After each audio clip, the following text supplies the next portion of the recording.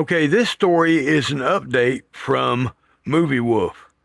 We brought you his story very recently about paranormal activity in the home that seemed to start when their older child came into the home, and it went away for a while, and it came back with force now that they have a newborn in the home again. So, without further ado, thought you may appreciate an update. The footsteps have started again. Last night, after me and the missus went to bed, couldn't have been more than 5 or 10 minutes. Just as I was beginning to drift off, I heard a couple of muffled footsteps moving towards the bedroom door, followed by the sound and feel of something heavy standing on the nearby floorboards. Initially, I thought perhaps the boy had woke up and was coming through, but I hadn't heard him slide out of bed. His bed has a slide attached for getting out, but it's metal and makes a loud and very distinct noise when he goes down.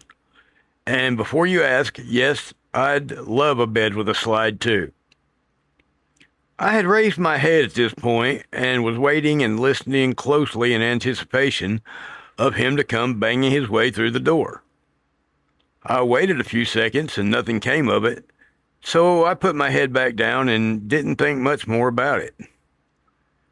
Couldn't have been more than another few minutes when the wife suddenly jumps up, slapping me on the back, saying, "I heard footsteps. Go check."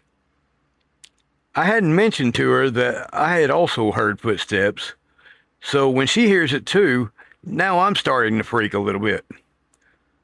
I timidly did my duty and got up to investigate. The hall light switch is directly outside our bedroom, so I immediately turned it on. Nothing to be seen. Checked the living room, bathroom, kitchen, and nothing. I checked on the boy and he's sound asleep, but the wife calls out to me telling me to bring him into our bed. She was shaken up badly enough that she didn't want him sleeping alone in his room. The rest of the night went by without incident, aside from an odd rustling sound I groggily woke up to a couple hours later coming from the bottom of the bed. But just as quickly as I woke up and heard it, I drifted back to sleep again.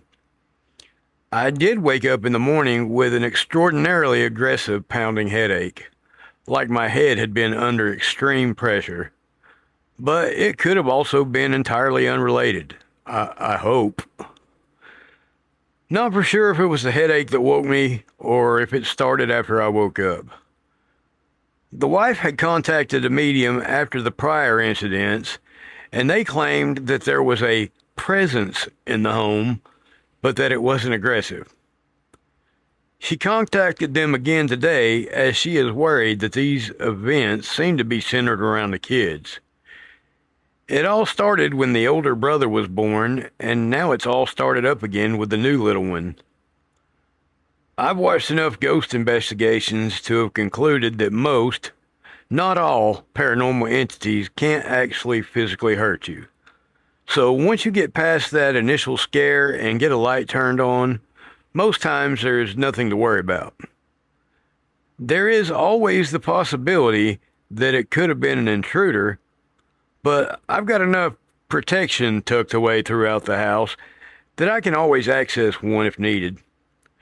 Pretty sure seeing me and my Fruit of the Looms brandishing a medieval weapon would be enough to scare off anyone, even a mischievous ghost.